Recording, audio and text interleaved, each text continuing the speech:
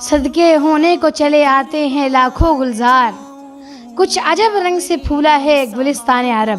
عرب کے چمن پہ نثار ہونے کو روزانہ لاکھوں چمن دوڑے چلے آتے ہیں، کیونکہ اس کا پھلنا اور پھولنا ہی کچھ عجیب ہے، جس کے بارے میں حضور علیہ السلام نے ارشاد فرمایا کہ میرے روزے پر 70,000 فرشتے صبح آتے ہیں اور 70,000 شام کو آتے ہیں۔ جو ایک دفعہ آ گیا قیامت تک اس کی باری نہیں آتی۔ قربان جائیں حضور علیہ السلام پر، حضور کے صدقے اتنا کرم ہے کہ لاکھوں عاشق پروانہ وار حرمین شریفین میں حاضری دے رہے ہیں۔